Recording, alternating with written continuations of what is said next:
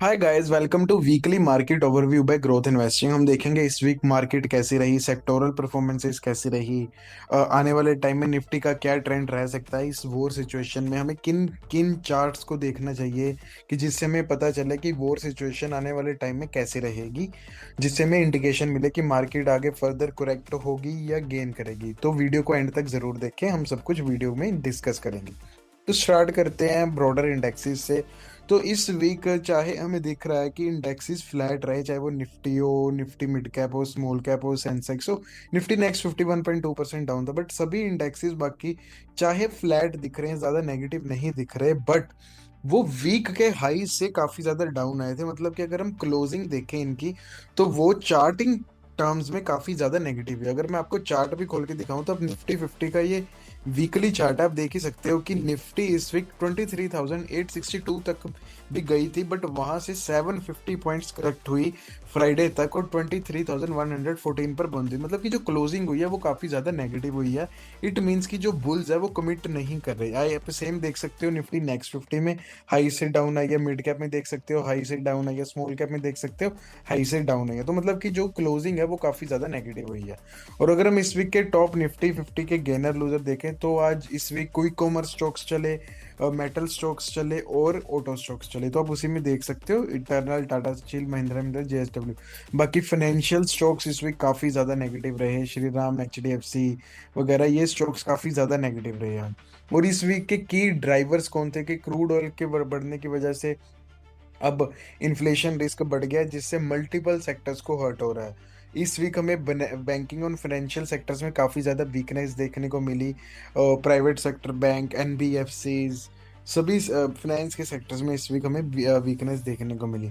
और जो oil marketing company जैसे आईओसी, बीपीसीएल, हिंद पेट्रो, इनको भी हाई क्रूड की वजह से प्रेशर देखने को मिला। इनके स्टॉक प्राइसेस में भी हाई क्रूड की वजह से प्रेशर देखने को मिला। बाकी ब्रॉडर मार्केट वीकनेस रही और हाई विक्स के चलते मार्केट में वोलेटिलिटी काफी ज्यादा बढ़ गई है। इस वीक बुलिश इंडेक्सेस कौन से रहे? तो जो आईपीओ स्टॉक्स थे वो इस वीक बुलिश रहे, ऑटो स्टॉक्स बुलिश रहे, टेलीकॉम स्टॉक्स बुलिश रहे, और डिजिटल डिजिटल में जैसे अपना जोमेटो, स्विगी, जो भी डिजिटल इकोनॉमी अपनी नाइका वगैरह, इन सब का पूरा इंडेक्स इस वीक बुलिश रहा। और जो नेगेटिव रहे वो थे ऑयल एंड गैस, जो हमने अभी डिस्कशन किया, डिफेंस स्टॉक्स नेगेटिव रहे, फाइनेंशियल स्टॉक्स नेगेटिव रहे। तो ये सभी सेक्टर्स इस वीक नेगेटिव रहे। और अगर हम गोल्ड सिल्वर की बात करें तो गोल्ड सिल्वर सरप्राइजिंगली काफी ज्यादा नेगेटिव रहे।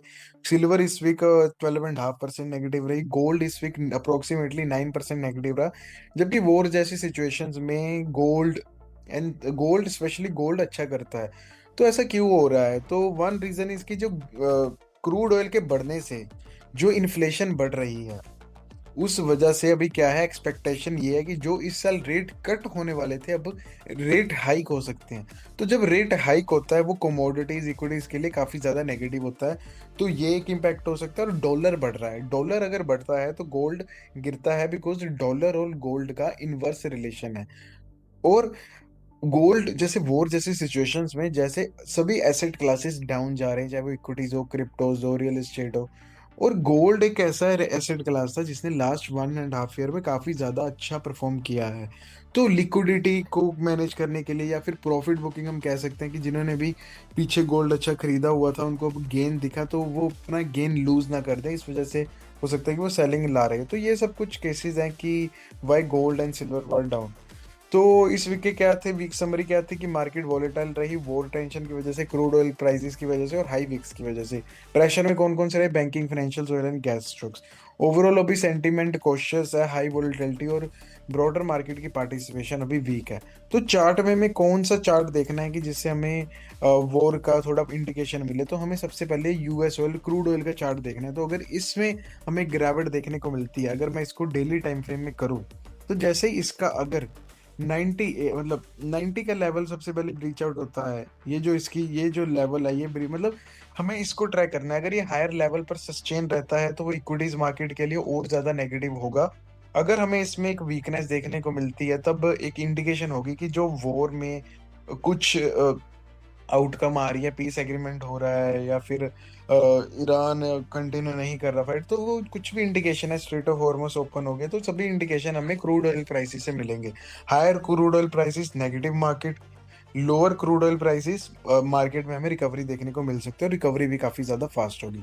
तो इन सभी इंडेक्शन को आप अपनी वॉच लिस्ट में रखें, हमारी वेबसाइट को ज़रूर चेकआउट करें। लॉन्ग टर्म पर्पसेस से जो पोर्टफोलियो जो वैल्यूएशंस हैं वो काफ़ी ज़्यादा चीपर हो गए, तो अगर आपका लॉन्ग टर्म होराइजन है तो आप हमारे पोर्टफोलियो ज़रूर चेकआउट कर सकते हो, जिसका लिंक आपको डिस्क्रिप्शन में मिलेगा। मैं कॉन्टैक्ट भी कर सकते हो अगर आपकी कोई क्वेरी है। So that's all from our end, I hope you like the video, please like and subscribe to our channel. और अगर आपका कोई क्वेश्चन है तो हमें कमेंट सेक्शन में ज़रूर पूछें, हम उसको कमेंट्स में और या फिर नेक्स्ट वीडियो में लेंगे उस क्वेश्चन को और आपको आंसर करेंगे। Thank you.